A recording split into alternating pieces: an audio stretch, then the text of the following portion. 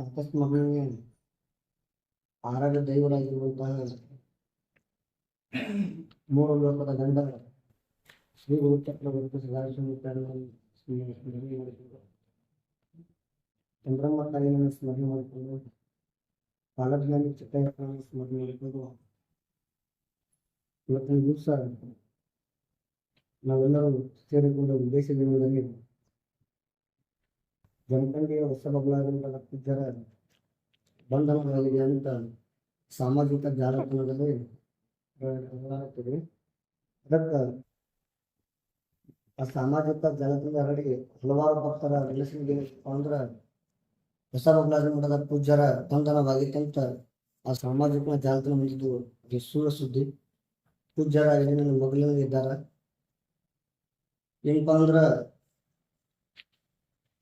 2023 ಗಣೇಶ ಚತುರ್ಥಿಯ ಮುಗಿದ ಸಂದರ್ಭದಲ್ಲಿ ಸಾಗರ್ ಸಬ್ಕಾಳಿ ಎಂಬಾತನು ಶ್ರೀಮಠಕ್ಕೆ ಬರ್ತಾನೆ. ಬಂದು ಅಲ್ಲಿ ಮಠದಲ್ಲಿ ನಾವು ಒಂದು ಕಾರ್ಯಕ್ರಮಕ್ಕೆ ಹೋಗಿರುತ್ತೇವೆ. ಆ ಸಂದರ್ಭದಲ್ಲಿ ಮಠದಲ್ಲಿ ಇದ್ದಂತ ಭಕ್ತರಿಗೆ ಕೇಳ್ತಾನೆ, ಅಜ್ಜಾರ್ ಹೇಳಿದ್ದಾರೆ ಅಂತ ಕೇಳಿದಾಗ ಅವಾಗ ಇಲ್ಲ ಅಜ್ಜಾರ್ ಕಾರ್ಯಕ್ರಮಕ್ಕೆ ಹೋಗಿದೆ ಅಂತ ಹೇಳಿದಾಗ ನಾನು ಮಠಕ್ಕೆ ದಾಸೋಹಕ್ಕೆ ಮತ್ತು ಅಭಿವೃದ್ಧಿಗೆ ನಾನು ದೇಣಿಗೆಯನ್ನು ಕೊಡ್ತಾನೆ ಅಂತ ಹೇಳಿದಾಗ ಅವಾಗ ಮಠದಲ್ಲಿದ್ದಂಥ ಭಕ್ತರು ಕಾಲ್ ಮಾಡ್ತಾರೆ. ಅವಾಗ ಕಾಲ್ ಮಾಡಿದ ಸಂದರ್ಭದಲ್ಲಿ ಇಲ್ಲ ನಾವು ಈ ಕಾರ್ಯಕ್ರಮದಲ್ಲಿ ಅಂತ ಹೇಳಿದಾಗ ಆ ಕಾಲ್ ಕಟ್ ಮಾಡಿದಾಗ ಮತ್ತೆ ಪುನಃ ಏನ್ ಮಾಡ್ತಾನಂದ್ರ ಮುಂದಿನ ರವಿವಾರ ಬರ್ತಾನ. ಬಂದ ಸಂದರ್ಭದಲ್ಲಿ ನಾವು ಹಾಗೂ ಮಠದ ಪೂಜ್ಯರು ಮತ್ತು ಮಠದ ಹಿರಿಯರು ಮಠದಲ್ಲಿ ಇರ್ತೀವಿ. ಆ ಸಂದರ್ಭದಲ್ಲಿ ಅವನು ಇಲ್ಲ ನನಗೆ ಸಂಕಲ್ಪ ಆಗೈತಿ, ನಾವು ಈ ಮಠಕ್ಕೆ ಕೂಡ ನನಗೆ ಒಳ್ಳೇದಾಗೈತಿ, ಆದ ಕಾರಣ ಮಠಕ್ಕೆ ದಾಸೋಹಕ್ಕಾಗಲಿ ನಾನು ಮಠದ ಅಭಿವೃದ್ಧಿಗೆ ನಾನು ಏನ್ ಮಾಡ್ತೇನಪ್ಪ ಅಂದ್ರ ನಾನು ದೇಣಿಗೆಯನ್ನ ಕೊಡ್ತೀನಂದ. ಆದ ಕಾರಣ ನಾನು ಕೊಡೋದಾದ್ರೆ ಕೊಡಂತ ಹೇಳಿದ್ವಿ ಎಲ್ಲರೂ. ಹಿರಿಯ ಸಮ್ಮುಖದಲ್ಲಿ ಅವನ ದೇಣಿಗೆಯನ್ನ ಕೊಡ್ಲಿಕ್ಕೆ ಪ್ರಾರಂಭವನ್ನ ಮಾಡ್ತಾನೆ. ಏನಪ್ಪಾ ಅಂದ್ರೆ ಹೇಳುವಂದ್ರ ಒಬ್ಬ ಭಕ್ತ ಮಠ ಮಂದಿರಗಳಿಗೆ ದೇಣಿಗೆಯನ್ನ ಕೊಡ್ತಾನಂದ್ರ ಯಾರು ಬೇಡ ನಂಗಿಲ್ಲ. ಯಾಕಂದ್ರ ಮಠ ಮಂದಿರಗಳು ನಿಂತಿದ್ದು ಯಾರಪ್ಪ ಅಂದ್ರ ಭಕ್ತರ ಮೇಲೆ. ಭಕ್ತರಿಲ್ಲ ಅಂದ್ರ ಮಠ ಮಂದಿರಗಳು ನಡೆಯಲ್ಲ. ಅದಕ್ಕ ಆ ಭಕ್ತರ ಏನ್ ಮಾಡ್ತಾರಂದ್ರ ಮಠಕ್ಕೆ ದೇಣಿಗೆ ಕೊಡಾಕತ್ತಾರಂದ್ರ ಯಾವ ರೀತಿ ಕೊಡಾಕತ್ತಿ, ಹೆಂಗ ತಗೊಂಬಂತಿ, ಎಲ್ಲಿಂದ ತಗೊಂಬಂದಿ ಅಂತ ಕೇಳುದ ನಮ್ಮ ಧರ್ಮವಲ್ಲ. ಒಬ್ಬ ಏನ್ ಮಾಡಕತ್ತಾನಂದ್ರ ಭಕ್ತ ದೇಣಿಗೆ ಕೊಡಾಕತ್ತಾನಂದ್ರ ಆ ಸ್ವೀಕಾರ ಮಾಡೋದು ಜೋಳಿಗೆ ಯಾರಪ್ಪ ಅಂದ್ರ ಅದು ಒಂದು ಸ್ವಾಮೀಜಿ ಅಥವಾ ಒಂದು ಗುರುಗಳು ಮಹಾತ್ಮರದ ಜೋಳಿಗಿರ್ತದ. ಅವ ಎಲ್ಲಿಂದ ತಗೊಂಬಂದಾನು ಹೆಂಗ ತಗೊಂಬಂದ ಅಂತ ಕೇಳೋದು ನಮ್ಮದ ಇರಂಗಿಲ್ಲ. ಅವ ಅದೇ ರೀತಿಯಾಗಿ ಸಾಗರ ಸಬಕಾಳಿ ಎಂಬುವನಿಗೆ ಏನ್ ಮಾಡ್ತಾನಪ್ಪ ಅಂದ್ರ ಅವ ನಮಗೇನ್ ಮಾಡ್ತಾನಂದ್ರ ಮಠದ ದಾಸೋಹಕ್ಕೆ ಪ್ರತಿ ಸೋಮವಾರ ದೇಣಿಗೆಯನ್ನು ಕೊಡ್ತಾನ. ಅದೇ ರೀತಿ ಮಠದ ಜೀರ್ಣೋದ್ಧಾರಕ್ಕೆ ಮತ್ತು ಜಾತ್ರಾ ಕಾರ್ಯಕ್ರಮಕ್ಕೆ ಅವ ದೇಣಿಗೆ ಕೊಡ್ಕೋತ ಬಂದ ಏನಪ್ಪಾ ಅಂತಂದ್ರ 2024 ಅಕ್ಟೋಬರ್ ತಿಂಗಳಲ್ಲಿ ಗೋಕಾಕ್ ಮಹಾಲಕ್ಷ್ಮಿ ಬ್ಯಾಂಕಿನ ಹಗರಣ ಆಗ್ತದ.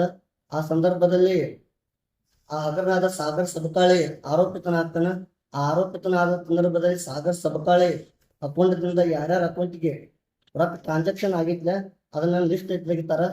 ಆ ಲಿಸ್ಟ್ ತೆಗೆದ ಸಂದರ್ಭದಲ್ಲಿ ಅದೇನಪ್ಪ ಅಂದ್ರ ಜಮಖಂಡಿಯ ಹೊಸಬರಾದಿ ಮಠಕ್ಕ ಅಮೌಂಟ್ ಬಂದಂತ ಸಿಆಡಿ ಗೊತ್ತಾಗ್ತದ. ಆ ಗೊತ್ತಾದ ತಕ್ಷಣ ಏನ್ ಮಾಡ್ತಾರಪ್ಪ ಅಂದ್ರ ಆ ಸಿಐಡಿ ಅಧಿಕಾರಿಗಳು ಏನ್ ಮಾಡ್ತಾರಂದ್ರ ಒಂದು ನಮ್ಗೆ ನೋಟಿಸವನ್ನ ಕಳಿಸ್ತಾರ. ಆ ನೋಟಿಸವನ್ನ ನಿಮ್ಮೆಲ್ಲ ತಮ್ಮ ಮುಂದೆ ನಾವು ಹಾಜರುಪಡಿಸಿದ್ದೇವೆ. ಆ ನೋಟಿಸ್ಗೆ ಕಾನೂನಿಗೆ ಗೌರವವನ್ನ ಕೊಟ್ಟು ಏನ್ ಮಾಡ್ತೀವಿ ಅಂದ್ರ ನಾವು ಜನವರಿ 6ನೇ ತಾರೀಕು ಆ ನೋಟಿಸ್ಗೆ ಗೌರವವನ್ನ ಕೊಟ್ಟು ನಾವು ಗೋಕಾಕ್ ಪೊಲೀಸ್ ಸ್ಟೇಷನ್ಗೆ ಹೋಗಿ ಹಾಜರಾಗಿ ಬರ್ತೀವಿ. ಅದೇ ತರ ಫೆಬ್ರವರಿ 10ನೇ ತಾರೀಕು ನಾವು ಹೋಗಿ ಹಾಜರಾಗಿ ಬರ್ತೀವಿ. ಅದೇ ತರನಾಗಿ ಮಾರ್ಚ್ 21 ಮತ್ತು 22ನೇ ತಾರೀಕು ನಾವು ವಿಚಾರಣೆಗಂತೆ ಗೋಕಾಕ್ ಸ್ಟೇಷನ್ ಹೋಗಿದ್ದೀವಿ.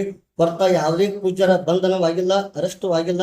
ಆದ್ರೆ ಏನಪ್ಪ ವಿಷಯ ಏನಾಗೈತೆ ಅಂದ್ರ ಎಲ್ಲರಿಗೂ ಪೂಜ್ಯರ ಬಂಧನ ಆಗೈತೆ ಅಂತ ಸುದ್ದಿ ಹರಡಿದೆ.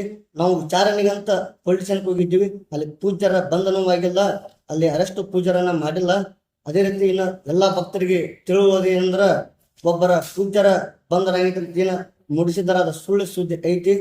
ಅದಕ್ಕ ಏನಪ್ಪಾ ಅಂದ್ರ ಇವತ್ತಿನ ದಿವಸ ಎಲ್ಲರಿಗೂ ಪೂಜ್ಯರ ಇಲ್ಲಿ ನಮ್ಮ ಸೈಡ್ ಅದಾರ, ಎಲ್ಲರಿಗೂ ಏನಪ್ಪಾ ಭಕ್ತರಿಗೆ ಮೂಡಿದ್ಲ ಅದು ಸುಳ್ಳು ಸುದ್ದಿ ಐತಿ. ಇನ್ನೊಂದು ಹೇಳೋದೇನಪ್ಪಾ ಅಂದ್ರ ಆ ಗುರು ಸದಾಶಿವ ಮುತ್ಯ ಮತ್ತು ಚಂದ್ರಮ್ಮ ತಾಯಿ ಮತ್ತು ಚಿಕ್ಕೈ ಮುತ್ತನ ಮಠ ಅತಿ ವಿಜೃಂಭಣೆಯಿಂದ ಮಠದಲ್ಲಿ ನಡೆಯಕತ್ತ. ಪ್ರತಿ ಸೋಮವಾರ ಮತ್ತು ಅಮಾವಾಸ್ಯೆ ದಿವಸ ದಾಸೋಹ ಸಹಿತ ಇರ್ತದೆ. ಏನಪ್ಪಾ ಅಂದ್ರೆ ಇನ್ನೂ ಯಾರಾದರೂ ಮಠಕ್ಕೆ ದೇಣಿಗೆಯನ್ನು ಕೊಡೋರಿದ್ರು ಕೊಡ್ರಿ, ನಾವು ಕೊಡ್ಲಿಕ್ಕೆ ಬ್ಯಾಡ ಅನ್ನಕತ್ತಿಲ್ಲ. ಅದಕ್ಕೆ ಆ ಕೊಟ್ಟಿದ್ದನ್ನು ನಾವು ಒಳ್ಳೆಯ ಮಠದ ಅಭಿವೃದ್ಧಿ ಮತ್ತು ಜೀರ್ಣೋದ್ಧಾರಕ್ಕೆ ಬಳಸಿ ಎಂದು ಎರಡು ಮಾತನ್ನು ಹೇಳ್ತೀನಿ.